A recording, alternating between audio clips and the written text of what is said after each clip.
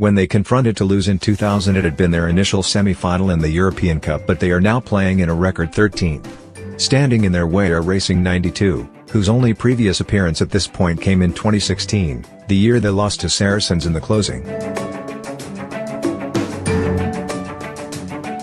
Munster's long European love affair started 18 years ago in the Stade Chaban Delmas. Also it is to Bordeaux they return on Sunday for another semi-final against a French club. It was a new experience for all of us back in 2000, says Ronan O'Gara, then the Munster fly half who became Racing's backs coach after retiring from playing, before this year joining the Crusaders in New Zealand. It was bedlam at the airport that night. It was filled with thousands of red jerseys. Toulouse were expected to steamroller us, but we hung in there. It is a difficult one for me this weekend. Munster gave me my opportunity and home is where the heart is, but I have a lot of deep feelings for the guys in blue and white as well. One of those is the Ireland second row Donnacha Ryan, who left Munster for Paris last summer not expecting to meet his former colleagues 3 times before the season was out. The sides played in the group stage, when both made home advantage tell, and Racing's advantage of playing in France will be balanced by the 15,000 Munster supporters expected. I was at Munster for 13 years, said Ryan, who was involved in 3 semi-finals with the province and was in the squad when they won the European Cup in 2008. A difference in France is that rugby is just one part of your life, and I have been able to explore avenues outside the game. It has gone well for me at Racing after I made a late start because of injury.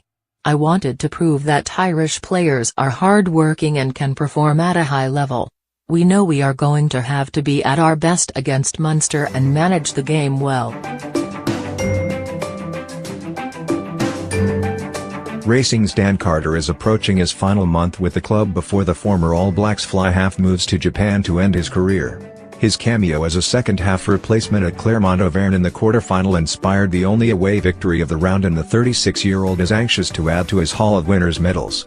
"There is no better feeling in rugby than to win a trophy," says Carter, who played in the 2015 World Cup final having missed out through injury 4 years before. "I want the younger guys and the team to experience that. I may not be playing the best rugby of my career, but I still feel I have a lot to add." Gloucester power past Newcastle to make European Challenge Cup final. "I am in my last few weeks here, but I am going to work harder than ever, not slacken off. The feeling I get playing rugby is like nothing else, and I want it to last as long as possible because I am so lucky to have this job." Carter is the most celebrated player in the Racing squad, but he does not take being a replacement as a slight. "An individual is nothing without the team," he says. "I could be sitting here being annoyed about being on the bench, but it's not like that for me." It's a new challenge. The game has changed so much that the replacements are sometimes just as important. My job is made a lot easier when the boys have battered them for 60 minutes. It's about finding the best way to help the team and making the most of every opportunity I have now. The match is a clash of ways. Munster tend to grow their own, supplemented by a few outsiders, while Racing do the opposite, locals scattered among high-profile imports.